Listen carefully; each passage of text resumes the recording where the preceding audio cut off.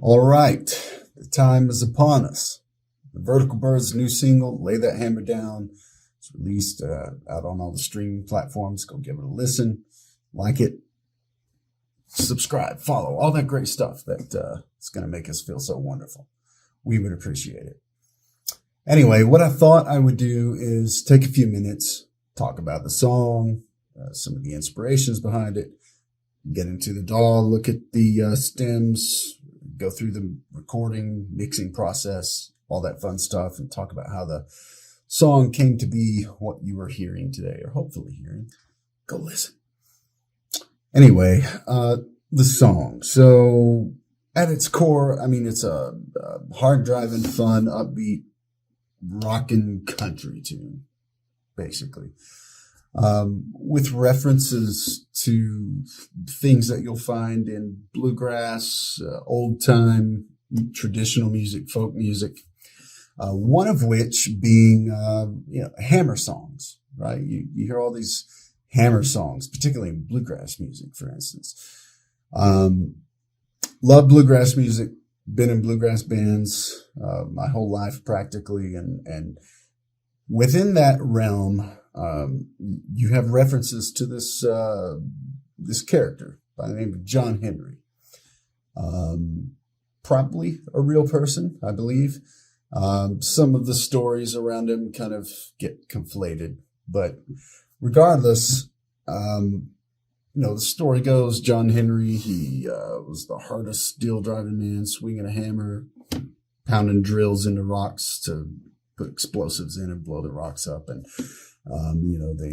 his ultimate demise came through racing a steam powered drill and beating it. But in doing so, died from sheer exhaustion. True, maybe not. Who cares? It's a cool story that this old music has been sort of imbued with, the folklore around that. And I just love that. I love all those hammer songs and references to John Henry. And so there's that within this song. And so some of the influence came into this. But also you have what are called killing songs or murder songs, murder ballads, right? And literally what it sounds like is a song about killing someone in cold blood. And either you may or may not feel good or bad about it. It doesn't matter. And it's just that it is what it is. And this song is that. I like to think it is what it is. It's a killing song, right? This is a song about a guy who comes home, finds his wife in bed with another man, kills her with a hammer, goes on the run from the law, gets caught, busted, put in prison. His ultimate demise is he finds himself swinging the hammer till his dying day. He dies with a hammer in his hand. And so all of those, all the nuance behind all of that stuff is just sort of,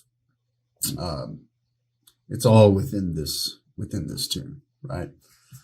And I love the way the references are in there. I love how the story just kind of happened. This is one of those songs where, I write a lot of songs. The good ones I kind of know just because they seem to write themselves. I'm not grasping for inspiration, grasping for the lyrics, grasping for everything. This one started out with the guitar riff that you hear at the beginning of the song. I played it, came to me, and I thought, oh, that just sounds like a cool country song intro, right? Set on the shelf for a little bit, kept coming back to it. And then one day I was playing it and then started strumming the G chord, and I was like, I've got a hammer. And I was like, whoa, yeah, okay, this is a hammer song. Why have I got a hammer? And then this story just magically sort of came from that. And the songs that happen like that, they feel like they write themselves.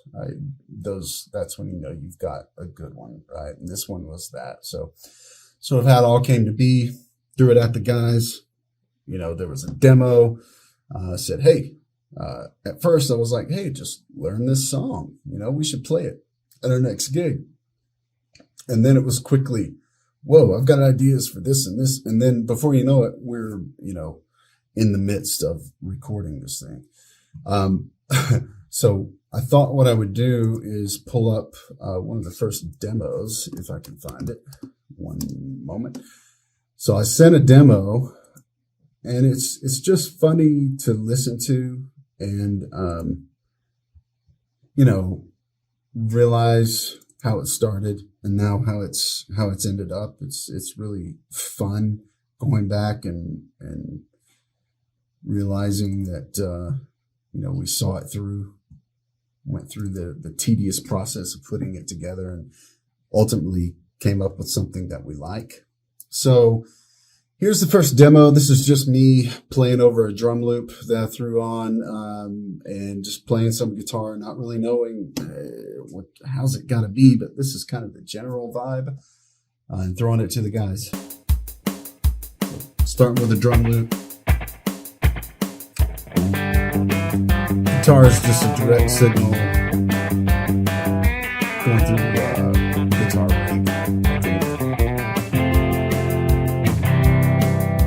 I've got a hammer. I'm leaving town.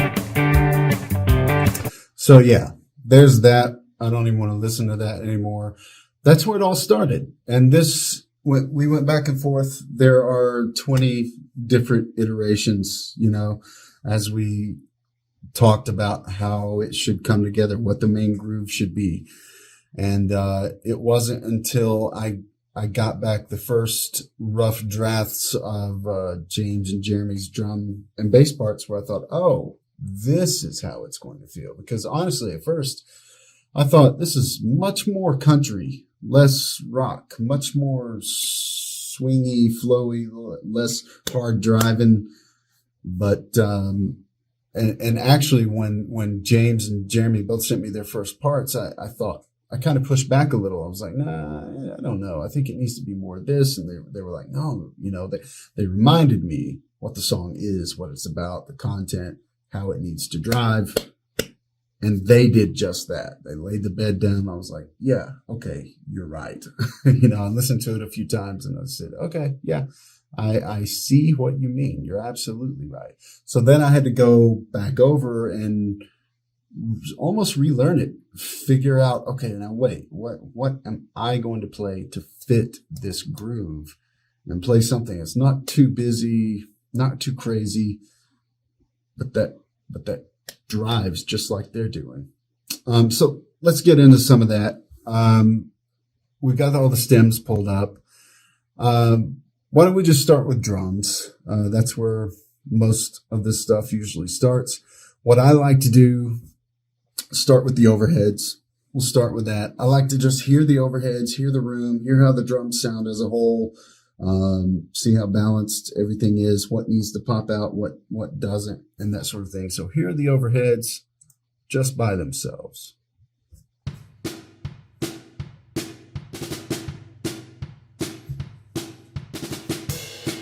Yeah, so I mean, sounds decent, right? It's just drums in a room. Sounds pretty good. So then I add to that, you've got all the other mics, everything's close mic'd on all the other drums, and I start adding in things, add in the kick, add in the snare, toms, all that, to try to lift what needs to be lifted, if you will. And here is that full mix.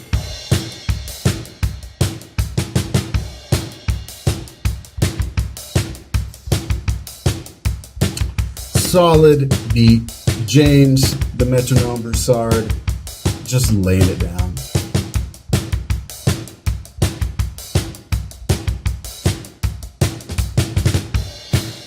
There you go. So there are the drums. We'll add in the bass. Let's go ahead and start over. Throw in the bass.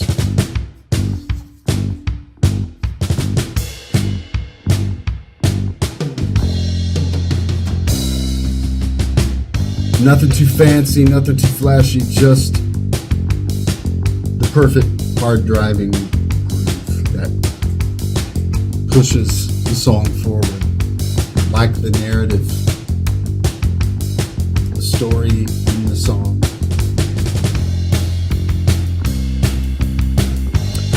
Good bass tone. Nice and thick without being muddy and, everything building up and bogging down and washing everything else out in the low end. Yeah, so there you go. There are bass and drums. So the song starts out with the guitar, and it starts out with the main riff I was referring to earlier, kind of how it all started, and becomes this interlude, this repeating riff that happens throughout the song. So we'll play the guitar now.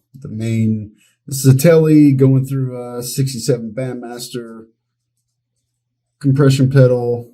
That's about it on the front end as far as all that goes.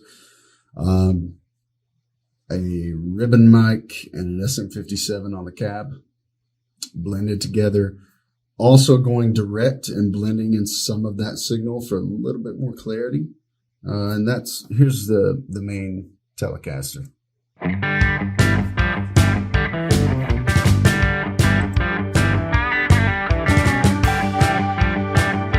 Let me go back. We want that soloed out.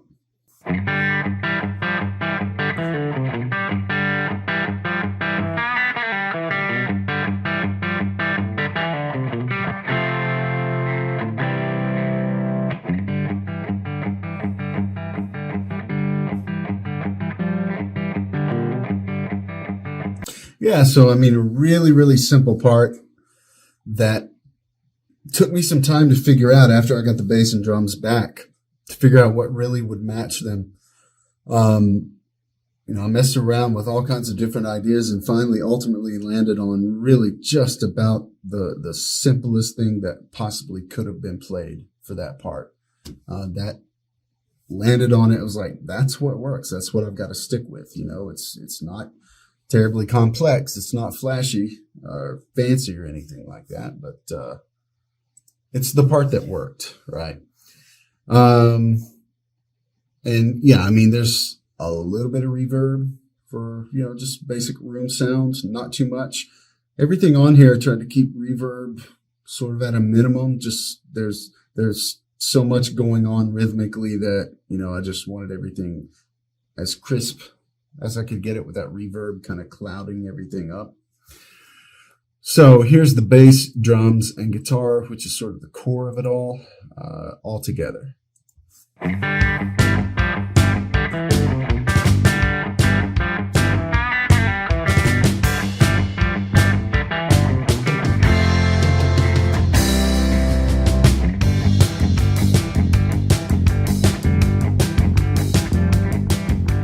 Just doing everything we can just to lay down a solid groove. Something that just makes you, right? You're not biting the lip, doing the chicken neck, it ain't there.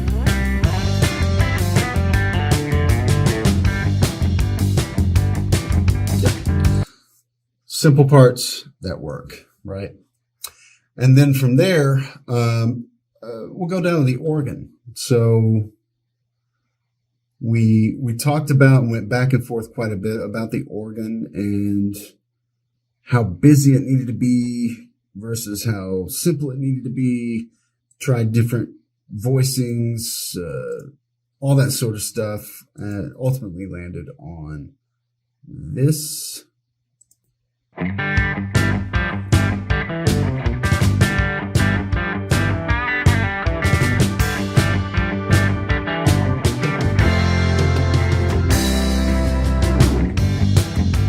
So the organ literally just sort of falls out and then drops, right? We'll just solo out the organ. Oregon. I'm saying it like the state Oregon for some reason. The organ. This is a B3 played through a Leslie stereo mic. The Leslie also had a line-in signal from the organ itself. All of that blended together.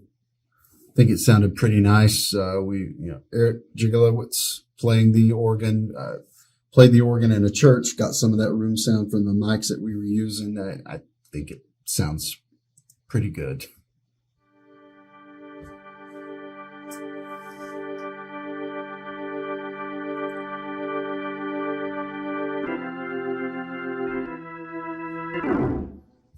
Just, yep.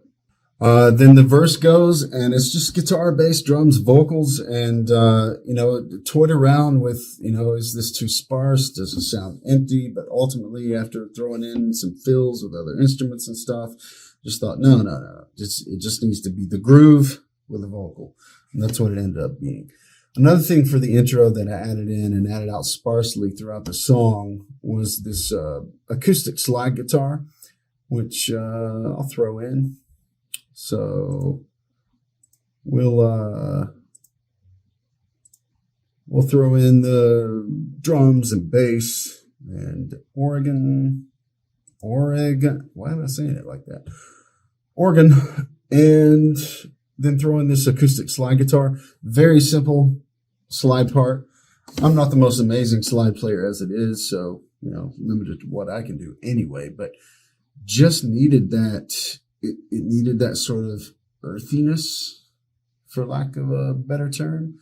Just the song being this sort of country-ish, kind of rock, kind of blues thing, and then the story of the song and the setting just reminding you of the West and sand and desert and cowboys and Mexico and all the stuff that just it needs some of that dry earthiness in it, if that makes sense. And I think the slide kind of did it.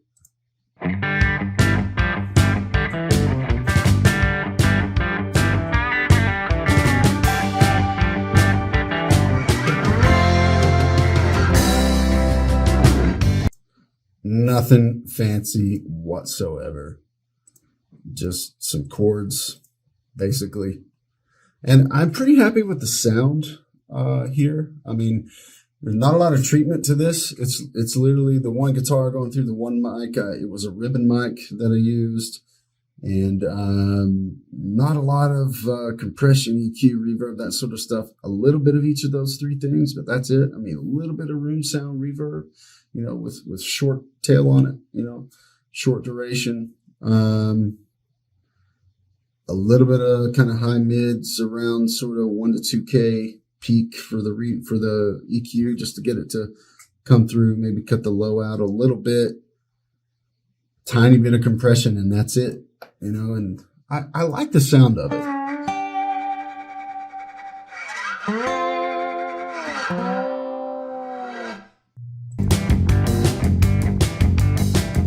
First verse is going along. We'll get into vocals in a minute. But again, that slide guitar coming in here just to help lift.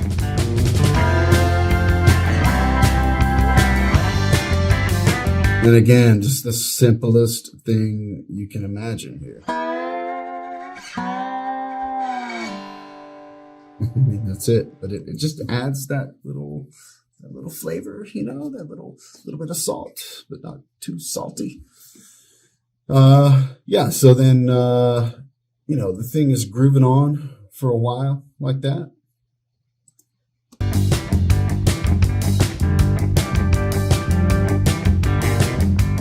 You hear the organ sparsely coming in.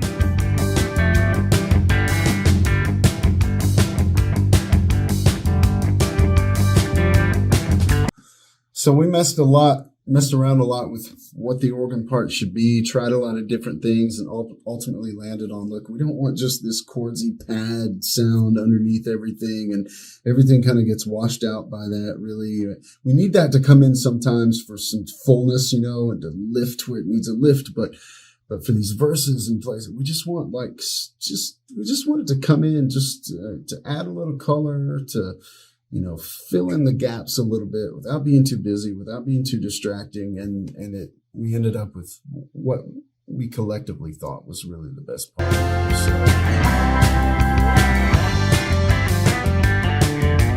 dumps.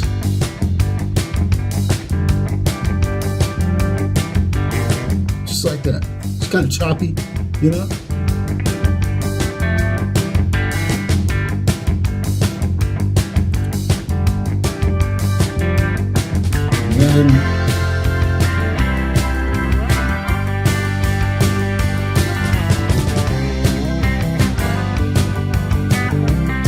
I kind of a nice little running up high, but enough to be noticed without getting in the way.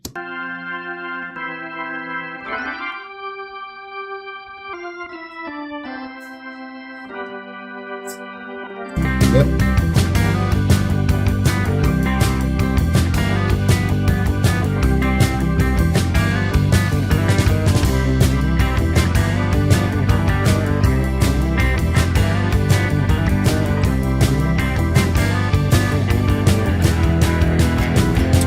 So right there, you're hearing the acoustic guitar just start to sparkle a little, just to come in.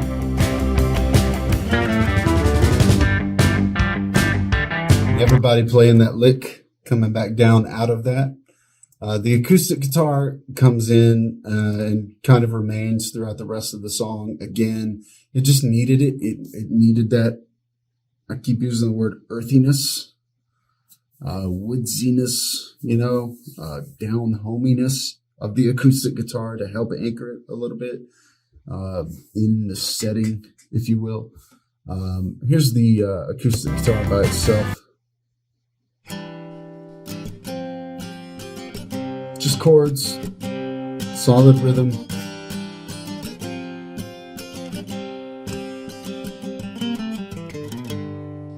Yeah.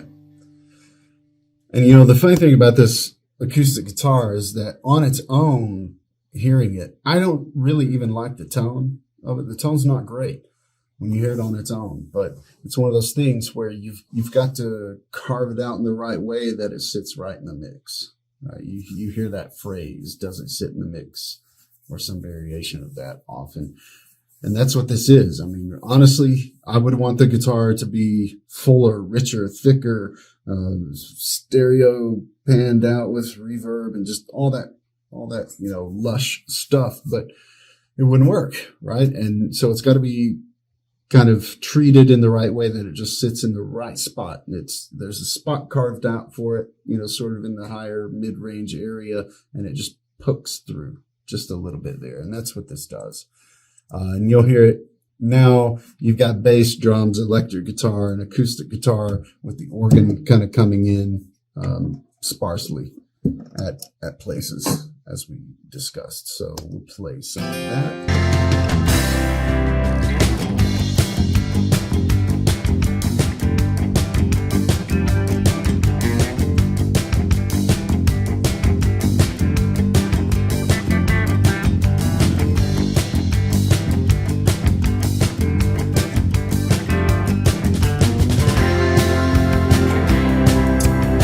So now the other electric guitar comes in on the left side.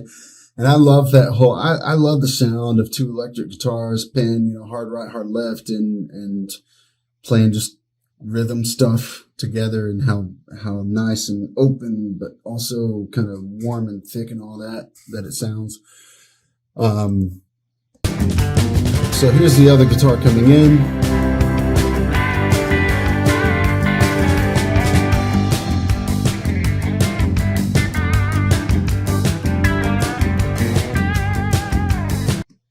So here's that guitar on its own, doing sort of a pre-solo, if you will, in the background, kind of behind everything else. You hear that? That's another kind of alluding to, hearkening back to, referencing bluegrass music, for instance. You hear it a lot in bluegrass music where someone will be singing, it'll be pre-break, but someone will be doing a solo. Oftentimes it's like the person that's going to be playing the next solo at the break, at break time, they're going to be doing a little sort of mini solo, behind the scenes solo leading up to that. It's building up to the real solo. So they'll play sort of the pre-solo in the background, hinting at get ready for the big break, right? And that's sort of what this is, and by this time, everything's been so focused on just groove, little bit of things, kind of tidbits thrown in here and there. It's time for something. Feed me some more. I need something. And so this is hopefully serving that purpose without getting in the way.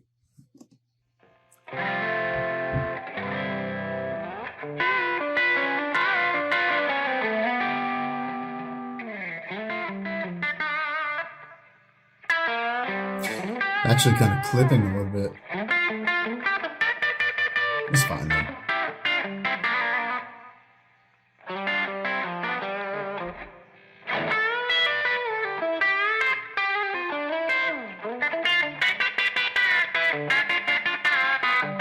Yeah, so heard in context.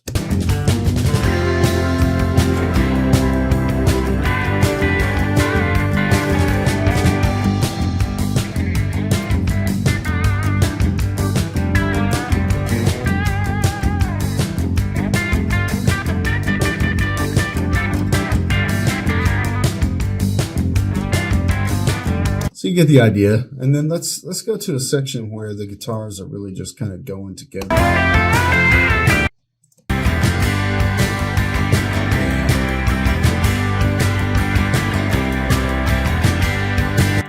So I like, you know,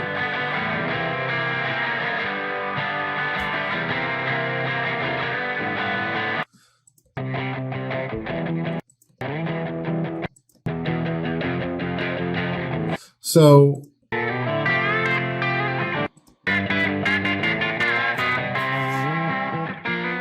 tried to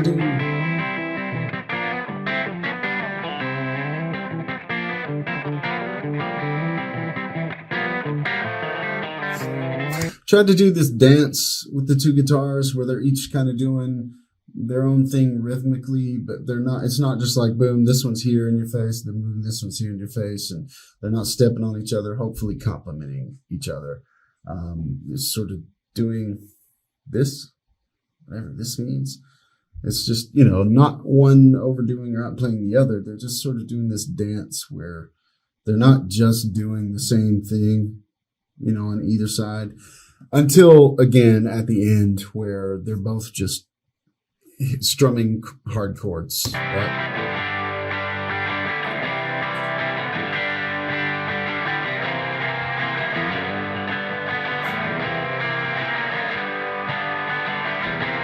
Yeah.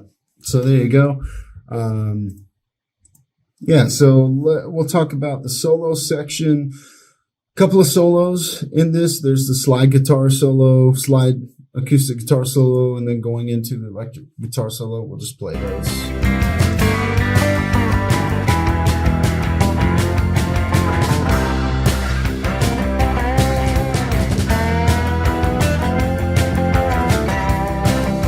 Yeah, one thing. So if you just listen to the bass, right? The ideas for this solo came from listening to the bass.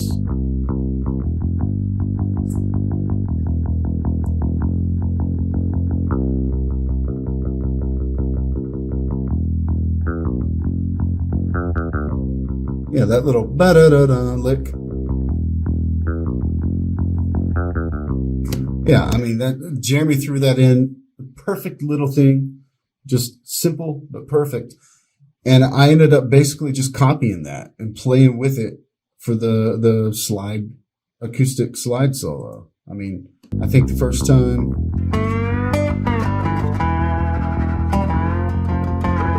Da-da-da-da. That's it.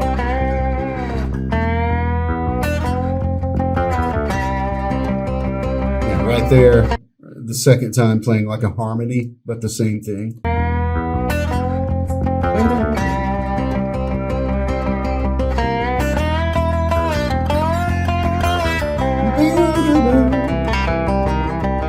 And then, of course, it gets a little fancier toward the end. Nothing too flashy, though. Tried to just play something solid.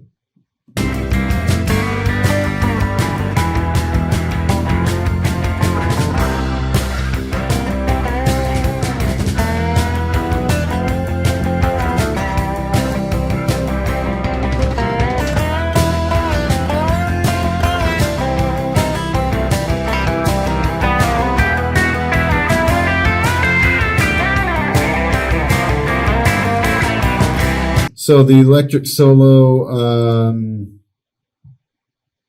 Let's just hear that on its own really quick. I like the tone on this. This is the one track in the whole song where I went a little crazy with the reverb and delay and just trying to get this.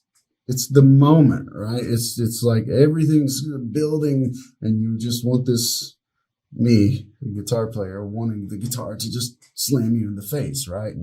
But still fill everything up. And here we go.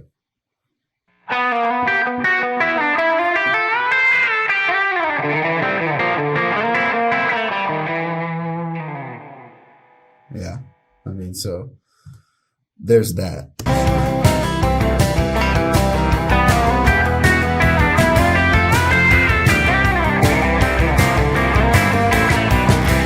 So a little busier than the other stuff, but hopefully not too much, not too in your face.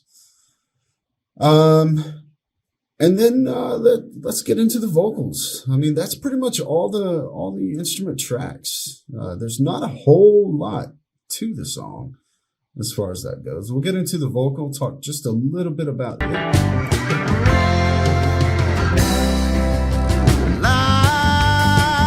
I've got a hammer. This one was a little hard to track. Just the timbre of the voice and how,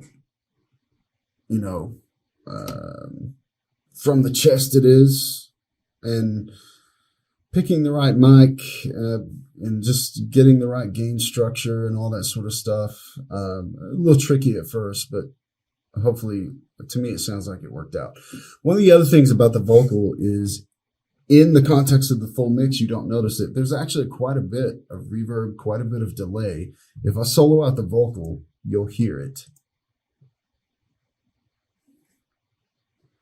Well, I've got a hammer. Particularly the delay. I'm leaving town. Right. And so what I did, a little trickery, not trickery. I mean, it's really common practice, honestly, but just getting the reverb and delay to sort of duck out. So you drop them over on aux track, you bus over to it, and then you stick a compressor ahead of or after the reverb and delay so that when the vocal hits, they duck out. So it's pretty dry. And then as the vocal goes out, reverb and delay come back in. Like I said, pretty common practice nowadays, but something I didn't learn until just a few years ago, really. Really works well. If you're not familiar with that, look into it, get into it. It could change your mix. I mean, it allows the vocal to cut through everything, but you still get the richness and lushness of, the reverb and delay and stuff on the tail end, and it fills everything up quite nicely. Then it's just a matter of figuring out the time. How long is the reverb going to be? Is there pre-delay and all the reverb settings and delay settings? Here it is a little bit again in context. I've got a hammer, and I'm leaving town. 100 miles out of Alabama, so I've got to lay that hammer down. So then the high harmony. Catch me. It just needed that, it's sort of that high lonesome sound, sort of, just a high G, just belting it, hitting it, sticking it, making it stick to the wall, stick to your face, it just needed that.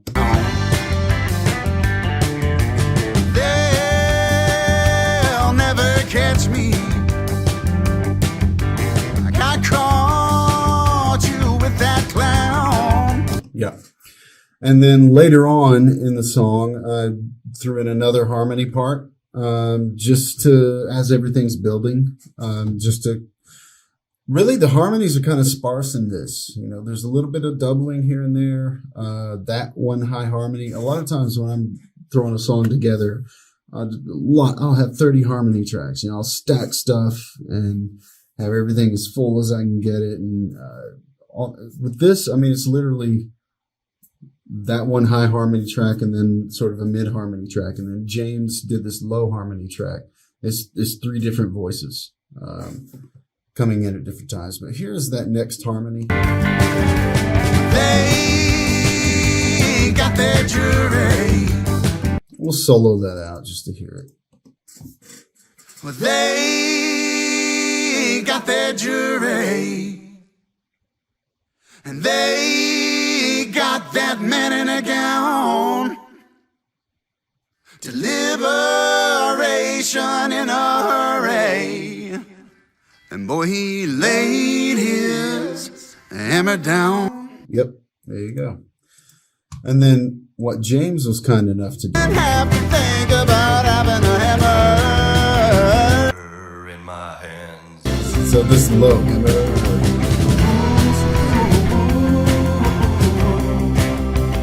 Then you got the ooze, you know, and his low harmony on that kind of made it, because I just did those in unison. Then he did this lower harmony part. It was actually kind of nice. So let's just play the ooze.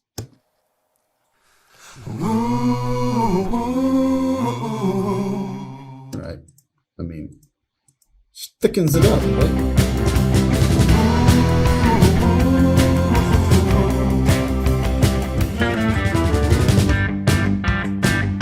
Kind of liked everything in unison there, playing that lick.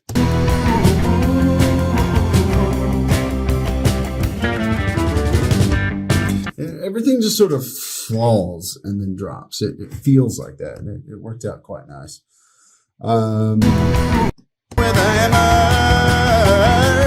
in my hand. More of James's low harmony stuff.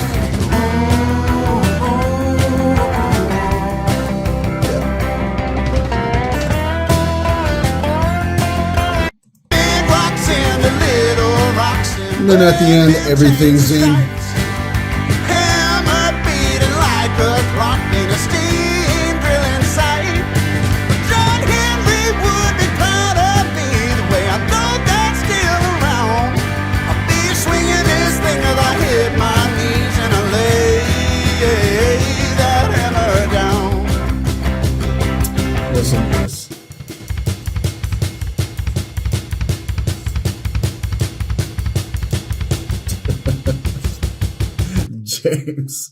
James got a little nuts. Love it.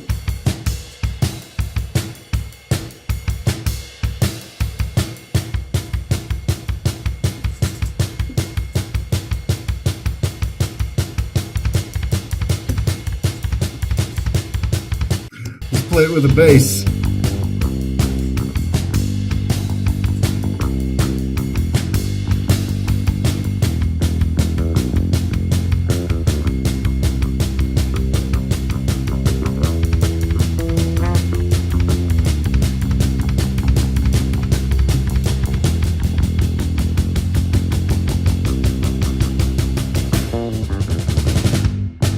There you go.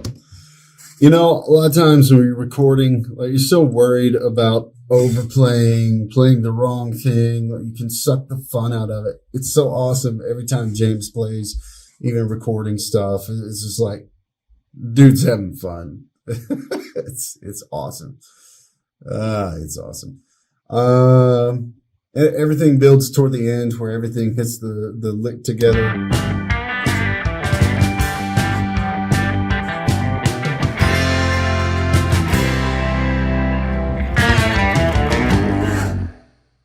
The other thing I should point out is the vibra slap. James threw it at me.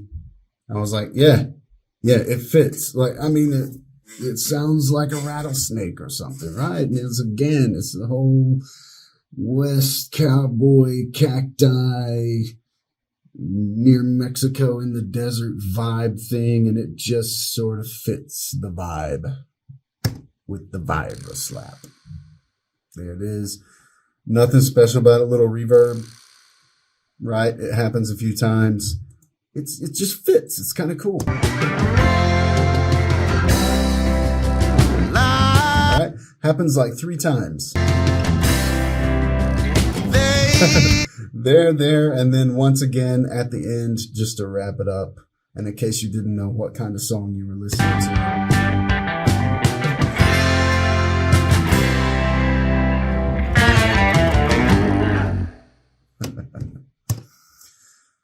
So that's it.